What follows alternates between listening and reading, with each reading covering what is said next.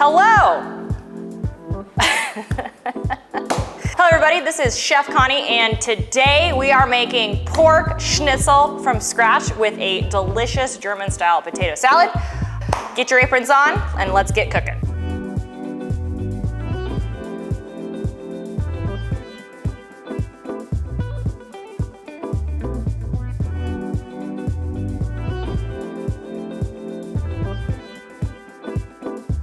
So first, we're gonna come on over and clean our red skin potatoes.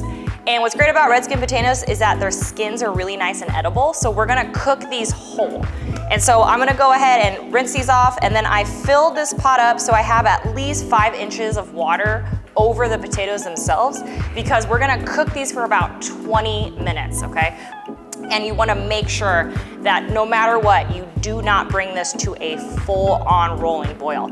If you do, there's a chance that you may sog out the potato flesh itself. Really nice, happy simmer, and keep an eye on them, okay? Once these come up to a simmer, we're gonna go ahead and put a 20-minute timer on, and we're gonna cook these until they are tender all the way through and the skins start to crack. Let's go ahead and get into some of our prep.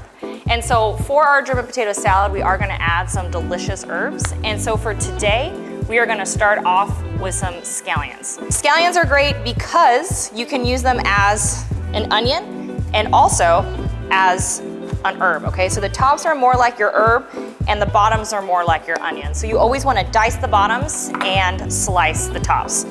Separate the tops and the bottoms. I'm gonna go ahead and just remove that root, and I always make sure I get it as close to the scallion as possible because I don't want to accidentally waste any of that onion itself. And so sometimes with scallions, you just kind of have to remove that sort of papery, waxy part. And sometimes there's a little bit of dirt in there, so if you're seeing a lot of dirt on your scallions, go ahead and just give them a rinse. I'm just gonna go ahead and either keeping your fingertips nice and curled, I'm just gonna slice these right in half, or you can hold them between your index and your thumb and thread the needle through these scallions. And so we're just gonna give ourselves just a really, really nice rough dice, make myself a few little piles, and then I'll go ahead and keeping my fingertips nice and tight, I'm gonna go ahead and slice through these. And so you can see I'm really putting little to no pressure on my blade, and I'm really allowing that blade to slice across. Beautiful dice of scallion here. You can see nice and small. And this is gonna add a lot of flavor to our potato salad. So I'm just gonna use about half of these scallion tops because you can see a little goes a long way. And so with these scallion tops, I'm just gonna go ahead and do the same thing, but since these are nice and tender, I don't need to worry about cutting them in half. And so now we have this really beautiful pile of chopped scallion. Go ahead and grab a big plate or bowl, and we'll go ahead and get this off of our board. A little trick when you have a bunch of stuff on your board is to take that plate, put it underneath your board, and using the back of your knife, go ahead and slide that product off of your cutting board. And you always want to use the back of your knife because if you scrape your edge too often, you actually dull your knife out, and a dull knife means unsafe cutting. And we'll move right on into our dill. We'll go ahead and we just have about a quarter bunch of dill here, so not too much. Dill is a pretty strong herb, and we're gonna go ahead and just pick off all of these pluches. And a pluche is just the top part of an herb, right, where all those leafies are. And we're gonna keep some of the stems that are on top, because these stems that are on top are nice and tender. And so we're just trying to get rid of anything that's a little branchy. So I'm not being too aggressive with this. And if you ever find yourself in a pinch, you can always just line up your herbs, right? Trim them, and then use that as a whole. So totally up to you, and then I always like to kind of go back, make sure I didn't lose any pluches on the way out. Just like I did with those scallion tops, I'm just gonna go ahead and line this up and get these as thin as I possibly can, okay? So keeping my fingertips nice and curled. What's great about dill is that the fronds are nice and skinny, so you really just have to run your knife through this once, and you have a beautiful mince of that dill.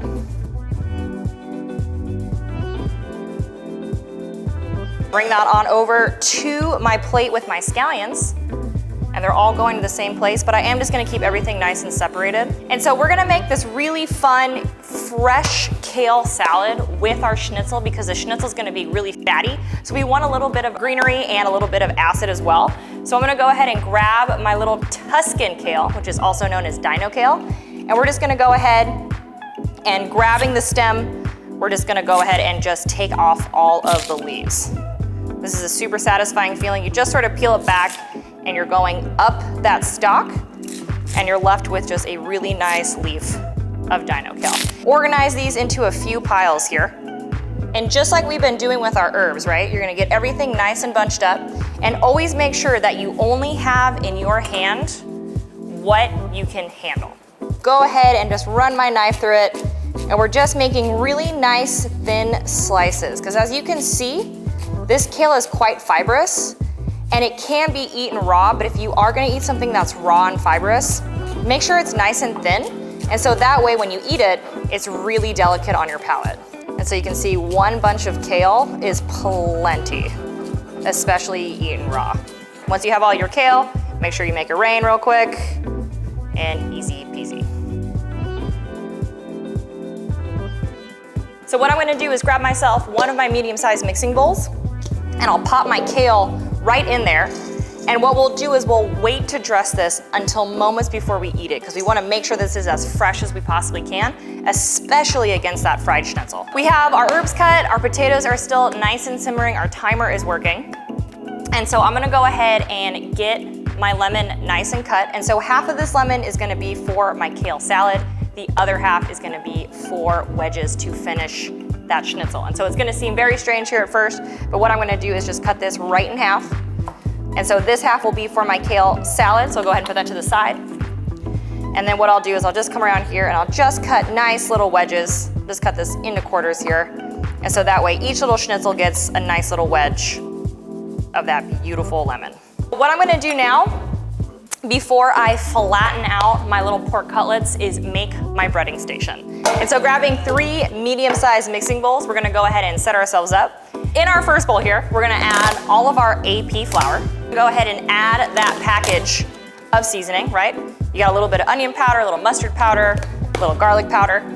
Mix that up, right? Using your hands, get that seasoning nice and in there. And then I also always like to add just a pinch of that Balinese truffle sauce. I'm gonna go ahead and grab that over here and just get that nice and in that bowl. All right, so now we have this initial seasoned AP flour. In your second bowl, you're gonna go ahead and get your whole eggs. So you got 4 whole eggs here, and that's gonna help bind our breading to our little cutlets after we get them nice and flat. And then in your third and final bowl, you're gonna get your nice flaky panko breadcrumbs, and you'll go ahead and pop those right in. If you wanna add any additional seasonings, a really great way to season up this panko is putting about a tablespoon of dried Italian herbs if you have it, a little black pepper, a little salt. I'm gonna go ahead and grab a bunch of black pepper, and I'm gonna just season up these pankos just a little bit, just to add a little something else. But if you do add any of your own seasonings, make sure that they're nice and dry so that when you fry later on, they don't burn. So we have our standard breading station here, seasoned AP flour, whole eggs nice and whisked up, and of course some slightly seasoned panko breadcrumbs. We're gonna go ahead and grab our pork loins here. Schnitzel is great because it's a thin piece of pork, and so when we cook it, we're really just focusing on getting our crust nice and crunchy. And by the time that crust gets nice and crunchy, our porks are absolutely ready to go. And so what I'm gonna do is get my cutting board out of the way here. And I'm going to go ahead and grab myself some plastic wrap and either a meat mallet or a rolling pin, okay? Just something to really smack it up. I'm just gonna get my surface nice and moist, and that way when I remove this plastic wrap, the plastic wrap will stick to my surface.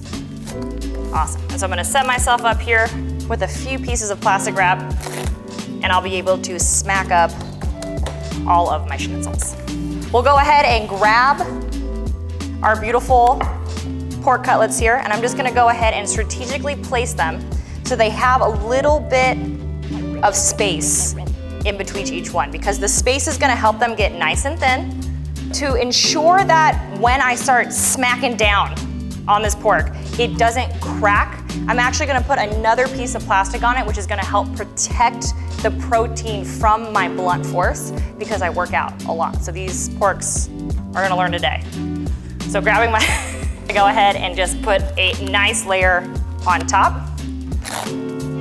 If you want to do this in a plastic bag that you have accumulated from previous truffle shuffle classes, you also could do that as well. Using the end of either a rolling pin or a meat mallet. I strongly urge you to not use a wine bottle because it is glass and it might break, okay? So what you're gonna do is you're just going to very gently, yet aggressively, flatten down these pork cutlets. They're not that big, so just go nice, get them nice and evenly spread out. If you have any stress, go ahead, take it out on that pork. So now that your pork chops look like a piece of prosciutto, nicely done. It doesn't need to be that thin, so we're looking for about 1/8 of an inch, I would say. Remove this first layer of plastic wrap, yeah. Go ahead and make sure each of these pork cutlets get a little bit of that Balinese truffle salt, and you can see I'm being quite generous, right? Even though we're breading this in seasoned breading, we still want the protein to have a little bit of seasoning as well, okay? Make sure you get the other side as well.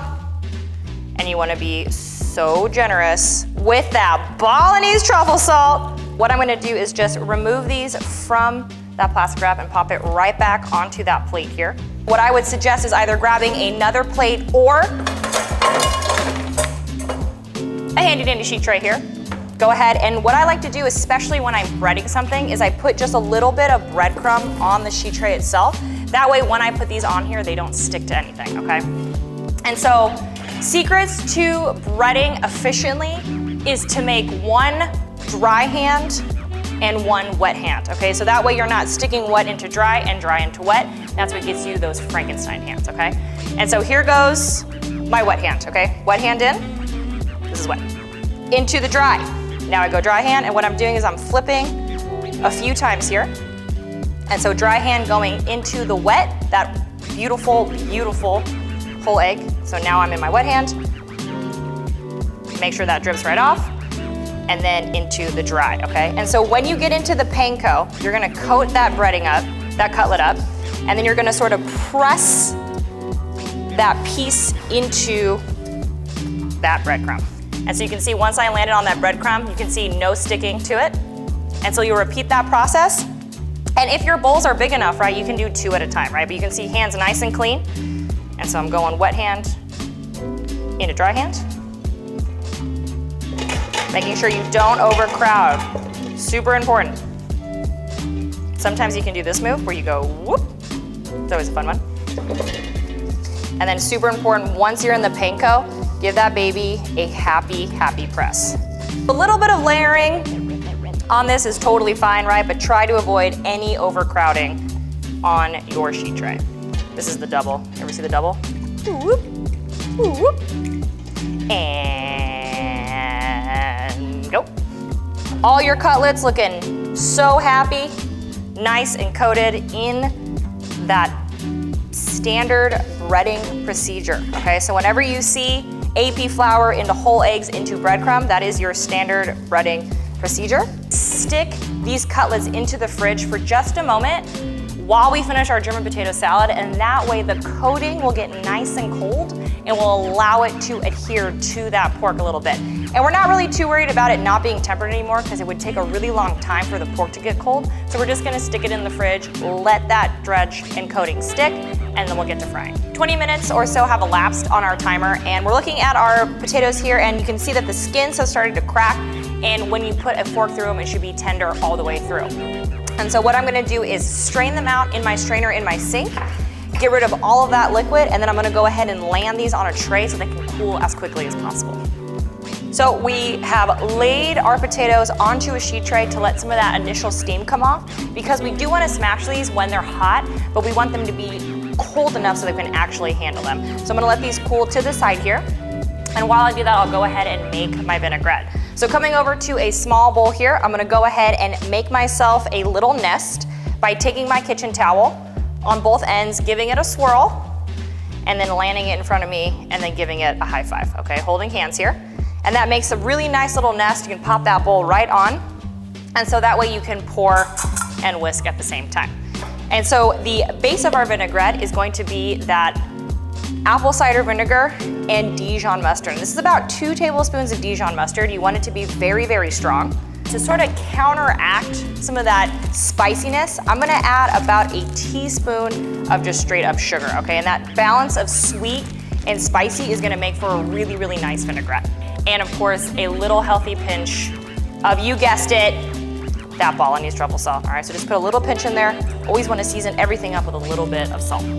Awesome, and so before I start emulsifying my olive oil into my vinaigrette, I'm just gonna make sure this base is nice and incorporated. You can see my bowl's not moving, and so that way, when I bring over that 1/4 cup of olive oil, what I can do is drizzle while whisking at the same time, okay? So find that nice steady stream. And you're gonna be mixing this with your potato salad. So if this doesn't stay completely emulsified, the starch of that potato salad is absolutely gonna keep this together, okay? So nice steady stream here. And so if you're ever making these non-egg based vinaigrettes, a few tablespoons of Dijon mustard are a great way to help them bind. Of course, I'm gonna go ahead and give this just a little taste, and it's gonna be really intense. If you wanna replace that olive oil with a little bit of bacon fat, absolutely delicious. Feel free to add that next time. And so you wanna make sure this is nice and seasoned, right? If you need to adjust with a little bit of salt, if you need to adjust with a little bit of sugar, right? It should be absolutely delicious and super, super punchy. And so now my potatoes have cooled down ever so slightly. And so what I'm gonna do is just go ahead and use that same pot to mix up these potatoes here.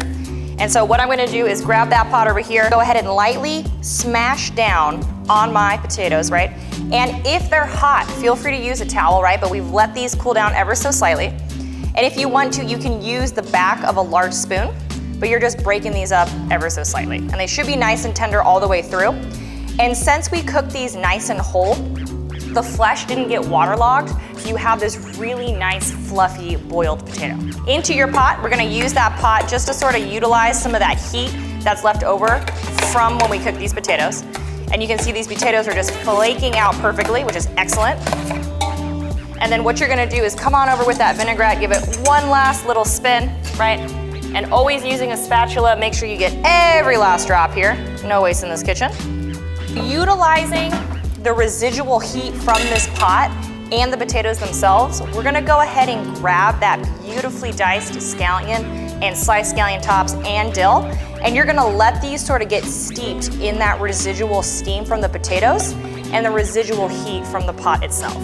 Go ahead and mix that all up, and you're gonna see that potato flake get nice and creamy. You're gonna smell those herbs infuse with all these flavors here. And you wanna keep this pretty chunky, right? German potato salad has a lot of texture. You don't wanna over mix it, okay? So once you've kind of folded it in, right, you're just kind of enveloping all these potatoes with that vinaigrette. That's as far as you wanna go. You don't wanna accidentally cream this out too much because you want those little chunks of flavor, especially when they're coated in that vinaigrette. I absolutely adore black pepper, and so I'm gonna go ahead, just give this a few cracks, totally optional. If you feel like it needs some more salt, add some more salt. You know your food is seasoned when you cannot stop eating it, okay? So adjust as you go. And what we're gonna do is we're gonna keep it in this really nice warm pot. German potato salad, done. All we have to do now is fry our schnitzel, finish our kale salad, and we are eating, okay? Come on over to my large saute pan. If you have a saute pan that has some higher walls, that's always super helpful, especially because we're doing a pan fry, okay? So a pan fry means that you'll be frying one side and then the other. A deep fry means that it's all the way engulfed, okay? So what I'm gonna do is come on over here with that beautiful canola oil, and we're gonna use all of it, right? You want that really nice base of oil here. Turn this baby on nice and high, okay? If you feel like your gas stove or electric stove is a little bit stronger than mine, maybe consider medium high to high. But for me, I know that this induction burner needs a lot of heat. We'll be able to tell if our temperature is good by the way the schnitzel is frying. And as you know, we got these really nice and thin, so they're not gonna take too long. So while our oil is getting nice and warm, let's go ahead and grab those cutlets. that coating has had time to just solidify onto the pork cutlets. And in a perfect world, when you bread something, it's always helpful to let it bread and stay breaded overnight, but just a few moments also is great as well, okay? And so while we're waiting for our oil to get hot, let's go ahead and finish our kale salad. And so come on over to this kale. What I'm gonna do is I'm gonna squeeze half of that lemon that we left for ourselves here. We're of course gonna hit it with a good Kraken, the old Kraken of black pepper. And then instead of using a microplane, I'm actually gonna grab a peeler and my little piece of parm, and I'm gonna do shavings. And so I'm gonna put a few of this inside of the bowl, and then I'll save the other half as a garnish. Either using your tongs or your hands, right? Go ahead and give this a little pinch of that beautiful Balinese truffle salt and just give this a toss, okay? So just lemon juice, salt, and a little Parmesan cheese, because we want to keep in mind that we're serving this with a starchy potato salad and fried pork. So you want to keep this light, fresh, and textured. Now that the kale is seasoned, we're just gonna let it hang out here for a bit, and that's only gonna get better. And it sounds really strange, but when you fry food, you never want it to be greasy. You want it to be crispy, okay? There is grease to it, but you don't want it to be oversaturated. You know your oil is ready by using a pork cutlet as an example, okay? So taking that pork cutlet, I'm just gonna grab it, and I'm just going to tease the oil just a little bit, okay? I'm gonna tease it, and then whenever you land anything into a pot or pan with hot oil, you make sure that momentum is going away from your body. So even if you splash your stovetop and not your forearms. You can see 18 years worth of scars here, take it from me. And so you absolutely wanna make sure that you don't overcrowd the pan. And so we're gonna do this in batches. No big deal, these are not gonna take that long to fry. You see that we just have enough oil here to where it goes up halfway up the product, right? So pan frying means you have enough base of oil, and you can see half of that is getting fried off, okay? Move it around, make sure nothing's sticking, right? But our pans are nice and hot. And so I'm on nice and high, right? And so I see I have a very, very healthy fry going on.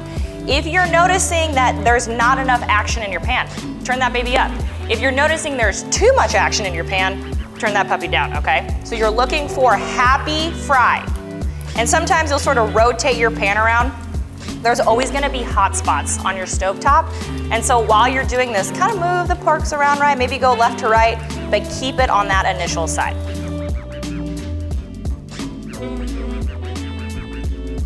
I'm seeing a little golden brown on the edges here. And so what I'm gonna do is just gonna sneak a little peek, and we're looking really good. But I'm gonna keep that going here. And so like I was saying before, these pieces are really thin. And so we're not really worried about the pork being cooked all the way through. There's a guarantee it's gonna be cooked all the way through. So we're really focusing on making sure that it's nice and crunchy. All right, so we're crispy on both sides here. Wow. And so before I season these up, what I'm gonna do is do another round here. When your schnitzel is out, you always wanna hit it on the outside with just a little bit of, oh, I don't know, Balinese truffle salt. All right, so make sure you just a little bit as it's cooling down. All of your schnitzels are looking golden brown and also delicious. They have a little bit of that Balinese truffle salt, and they're nice and warm. And so we are ready to get plating, okay? And so I'm gonna go ahead, and I like to serve this family style. And so I'm gonna come on over here with my beautiful German potato salad here, and I'm just gonna put this right in the center. Make a nice big mountain of it.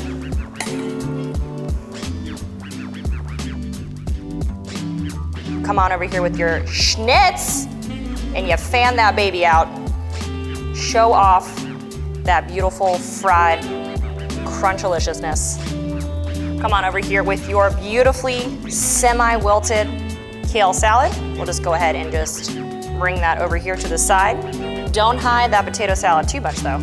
And then come on over here with your beautiful wedges of lemon. Make sure that whoever's eating gets a little splash of that lemon fresh. And then what I'll do is I'll take that beautiful second piece of Parmesan cheese, and really focusing on the kale, I'll just go ahead and make it rain. If you wanna put a little bit on your schnitzel as well, fantastic. But now there's a little bit of Parmesan cheese in the kale and a little bit on top. Just for some good measure, I like to take a few cracks of that black pepper, and you got yourself a very large plate of schnitzel, kale, and a whole lot of German potato salad. I hope you guys enjoyed this. Thank you for cooking with me, and I can't wait to cook with you guys again.